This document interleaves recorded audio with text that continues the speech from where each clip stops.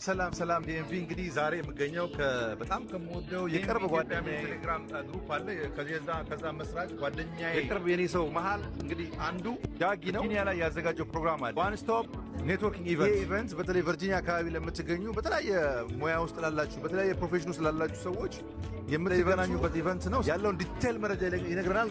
በመጀመሪያ ይሄን ፕሮግራም ስላዘጋጀ ዳጊዬ ያው ለሰዎች ለኮሚኒቲ የምትሰራውን ስራ በደንብ አድርጋ ያውቃለውና እስቲ ስለ ኔትወርክ ኢቨንት ውስጥ ያለውን መረጃ አስተያየት። ቴንክ ዩ አሬዶ በጣም ነው የማመሰግነው።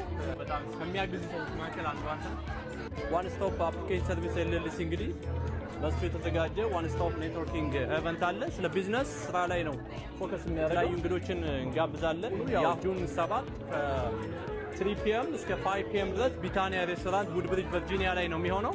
ገናኝ ያው ምግብ ተዘጋጅቷል። ኢትዮጵያን ያው ኮፊ አለ፣ ኔትወርክ እናደርጋለን፣ ስናክ አለ። ለሁለት ሰዓት ያህል የሚቆየው የሚቀጥል ነው። ጁላይ ላይ ስካይ ላይ ነው የሚሆነው። ኦገስት ላይ አርሊንግተን ላይ ነው የሚሆነው። ሴፕቴምበር ላይ ዋሽንግተን ዲሲ ነው። ሁላችሁም እንድትመጡ ጋብዛችሁ። ዋን ስቶፕ አፕን ዳውንሎድ በማድረግ ቡክ ማድረግ ትችላላችሁ። ወኪል ይቻላል ማለት ነው። መምጣት ይችላሉ። ቢታኒያ ሬስቶራንት ያ ውድብሪጅ ሁላችሁም እንዳቀሩ